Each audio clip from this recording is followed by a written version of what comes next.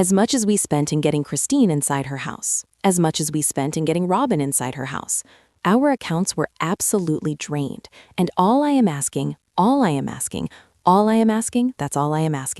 is to pay off that piece of land as per the agreement. Do you think things might have been different if Robyn hadn't had that house? Yes, if I had been put first, then we might have found a way to pay off that land, and then maybe I'd be living in my house right now, as opposed to being stuck like this, as opposed to always hearing, oh my gosh, we don't have budget, oh I don't know. And the truth is, not one of those things, none of that, was ever brought up when it came time for Robyn to look for a house. The fact that you are ill. Love. Hello everyone, Kody of Arnato is here. And I do not mean Kody Brown, but as far as I'm concerned, I've been having nightmares of actually marrying Kody Brown and becoming his fifth wife. I mean, I guess this would put me as the third wife now. Either way, yeah, I do tend to have those kinds of nightmares once in a while. In them, I'm compelled to kiss him and I wake up feeling queasy. Because Kody is just not the kind of guy I think I would ever want to be around. He's a polygamist, he doesn't respect women, and well, it just makes me shudder. However, let me tell you the kicker. I actually know of a woman who is separated from Kody, a woman who for almost 30 years has had her finances manipulated by Kody, and now she's taken at least one concrete step, one meaningful step towards separating herself from Kody, and Robyn as well, and this is no small thing. A few days ago we discussed that Janelle is separated but not divorced from Kody, and this differentiation carries more importance than most people might truly comprehend. When people say that two individuals are separated, this can literally include the gamut of things like living in separate places but being able to dip into her accounts, that she is finally separated and standing on her own financially, or maybe that there's a whole lot left untangled. And this is where our story truly begins. There has always been that possibility of a reunion lurking around the corner. However, this latest move of Janelle seems to indicate that this time around is different for Kody and Robyn as well. This seems like a serious bid to sort out their finances finally. However, this definitely isn't financial independence for Janelle. Not yet, anyway. This is definitely movement in the right direction, though. Janelle Brown has since made a production company of her own, and let's just say that that's where she will receive compensation from her appearance on the show. The timing of all of this coincides with the upcoming return of the series in September.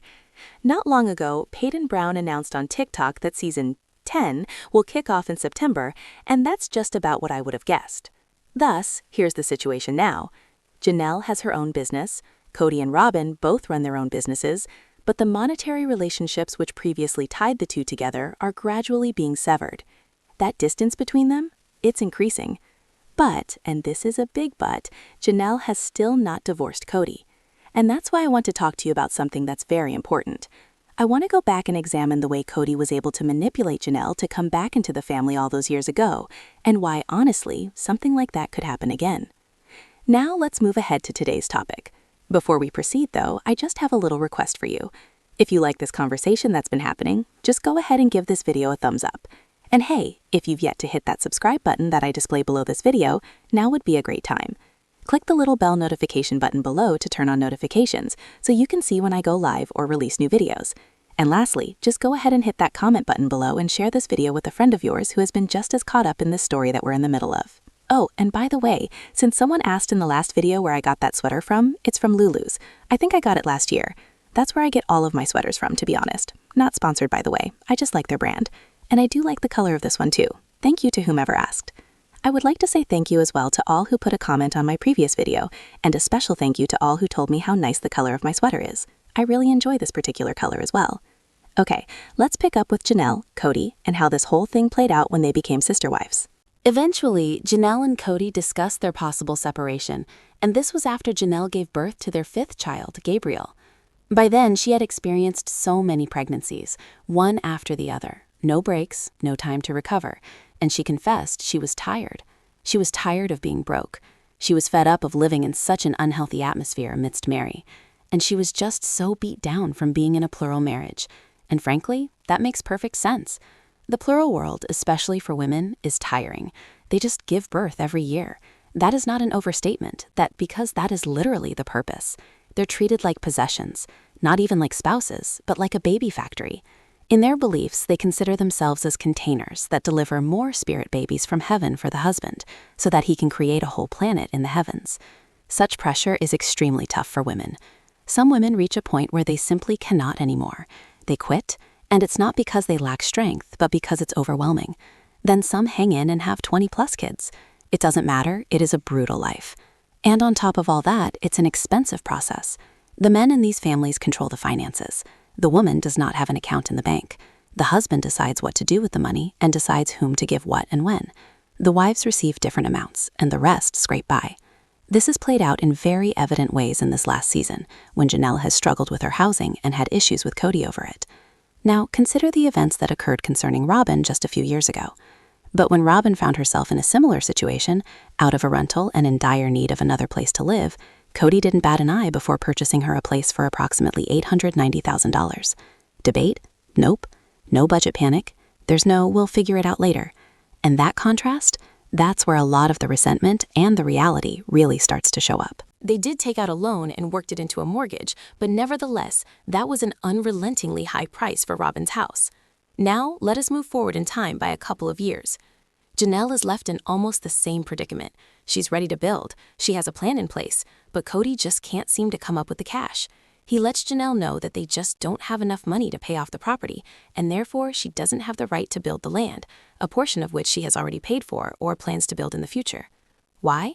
Because all those loans are still outstanding and due by the end of June, that's why. And to date, nothing has changed. Nothing has been accomplished. I actually took the time to review the permits that had to be pulled, and nothing's been pulled. Janelle had all of this very thought-out stuff about how she wanted to build a casita. She wasn't asking for the world. She just wanted Kody to honor the promise he made to her. And that promise never transpired. Fans are understandably dissatisfied to learn that Janelle has contributed money for Robyn's circumstances. This is because all the cash appears to go towards funding one collective pool in the show. The truth of the matter appears to be something else entirely. Kody, as the father, handles finances. Earnings generated, no doubt, went directly to Kody, and then it was up to him how and whom it was distributed to. And let's be real, if you have been paying attention, you also realize that all of the wives were always hustling. Multi-level markets, LuLaRoe, and selling products on social media, whatever they could think of and do on social media to earn extra cash. Consider that for a moment. They're filming a TV series. The proceeds go to the family's account, which is handled by Kody. Of course, one can say they all gain because the family enjoys good houses to live in. However, the fact is, so as not to expend their own resources, the women are compelled to look for other sources of income so as to survive. However, when it comes to Kody, it's essentially, I'm on TV and sometimes I go to gun shows. That imbalance has real world, and it's important to remember that it didn't begin just recently. This cycle dates all the way back when Janelle and Kody first began experiencing a possible split.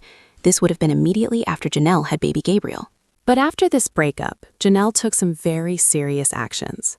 First, she did something incredibly important. She figured out, on her own, a solution to purchase her own home.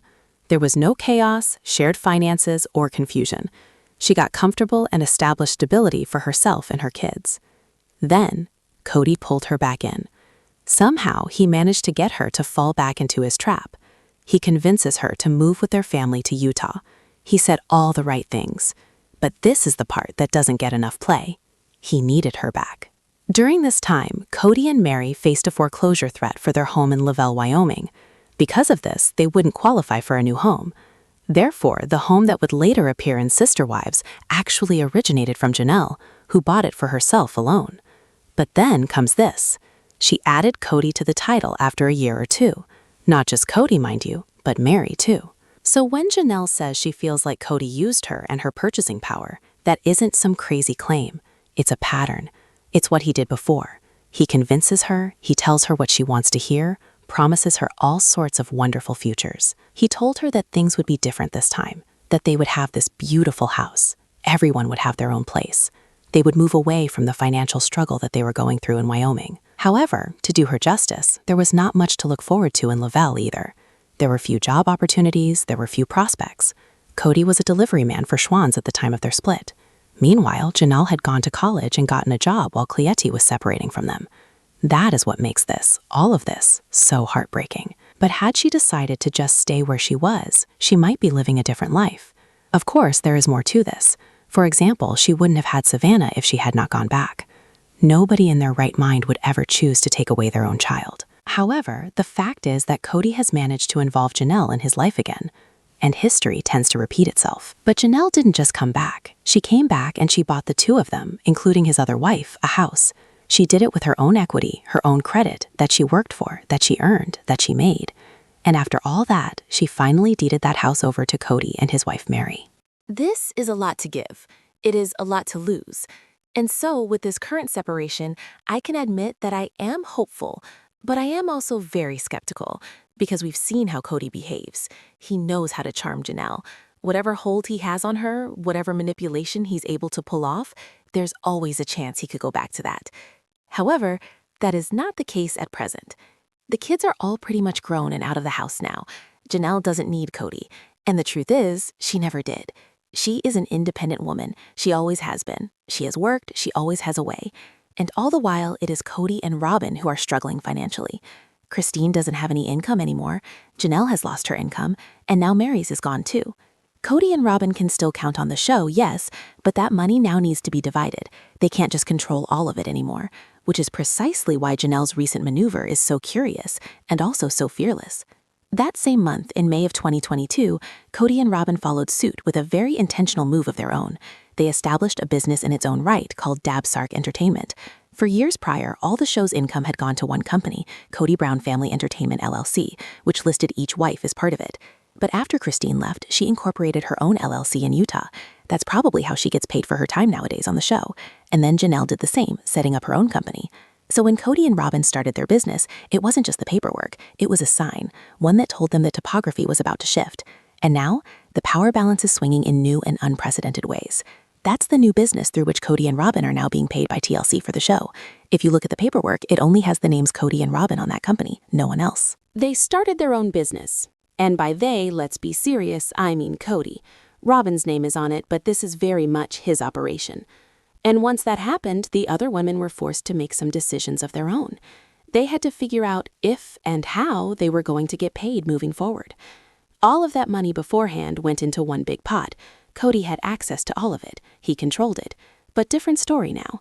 There are probably some negotiations going on with the network for how that per-episode pay is divided up. For reality TV shows, pay is usually in the $25,000 to $40,000 range per episode.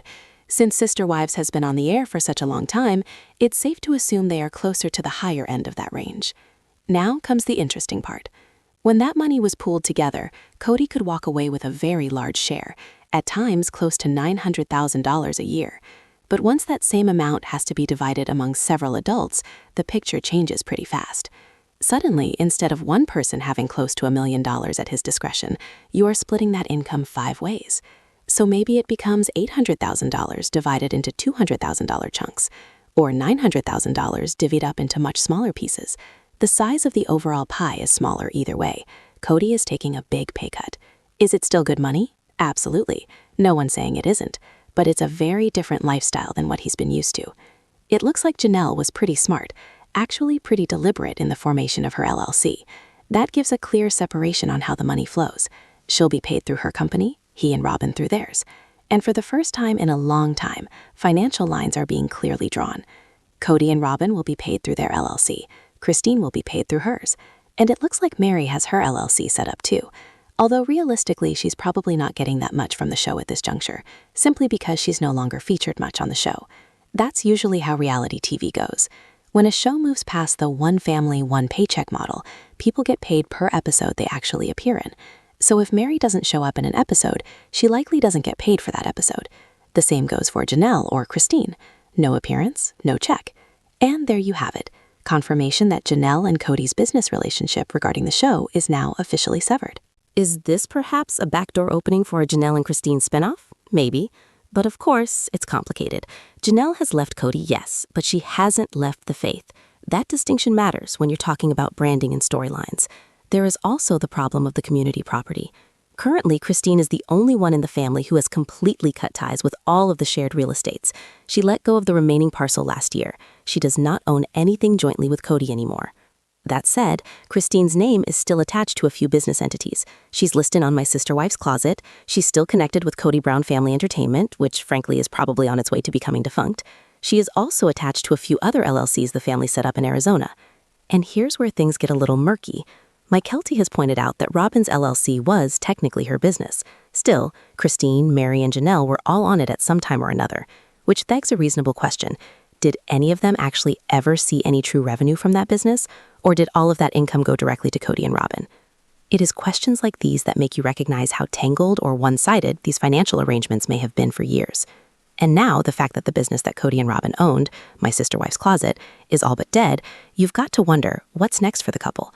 The website hasn't posted new inventory since 2019, and it certainly doesn't seem to be generating any substantial income. So the big question now is, how does Kody and Robyn plan on sustaining the lifestyle they have grown into? It's hard to envision, with wife after wife leaving, a show continuing into the future in which only Kody benefits. That model just doesn't work anymore. And this is where my concern comes in with Janelle. We have seen this pattern before. She separates one piece of her life, then another, and eventually Kody finds a way to pull her back in. That's happened before anyway. So let's hope it's different this time. Let's hope that she is really coming to her senses and seeing things for what they truly are. And perhaps, just perhaps, she'll start questioning more than just her marriage. Because there's also that whole belief system behind it all. The notion that Jesus only atoned for some sins and not others. The belief that Adam is God, or that spirit babies come down from heaven, or polygamy is required to get to heaven. There are so many inconsistencies or logical gaps in that doctrine. Most women don't start questioning those beliefs until their 50s, and Janelle's right in that stage of life right now. That wouldn't be an unusual timing at all for her to reevaluate not just Kody, but the faith itself. So now, yesterday, I talked to you guys about how Kody and Robyn might be struggling financially. A lot of you did comment about my Kelty, saying how you felt she wasn't being as honest in some of the video clips that I shared. And I'll say this, anyone who grows up in polygamy, anyone that I've ever interviewed from that world, you'll hear the same thing. Lying becomes a survival skill. It becomes second nature. They lie to protect their families. They lie to protect the system. They tell lies because the life they are living is based on a secret. And when you grow up in an environment like that, dishonesty isn't always about malice. It's about conditioning. Even though plural marriage exists in some gray area of legality and is rarely prosecuted, people in that world are taught to lie, to protect themselves, to protect their families, and especially to protect their church. And over time, that habit of lying becomes normalized. They are even taught that we, the outsiders, are not worthy even of the truth. In their minds, they are the chosen ones, the members of the one true church, while everyone else is an outsider who doesn't deserve their pearls. And as the saying goes, you don't cast pearls before swine. So to them, in their minds, it is not lying. It is for the greater good. They wouldn't even think twice about it. That's honestly the only explanation I can come up with when it comes to my Kelty. She's been so deeply ingrained in this system that she may not even recognize it. And I also think in some ways she's becoming what people call a flying monkey for Kody, somebody who carries his message, defends his narrative, and repeats his talking points. But now, maybe she does, and that's entirely possible. But narcissists are very good at finding people who will repeat their stories and spread their version of events. At the end of the day, it's up to you to decide what you believe. For my part, I believe some of what she says rings true, whereas other parts are simply impossible to square with the facts. But that's just my observation. What do you think about all of this? Share your thoughts in the comments below. Bye, guys.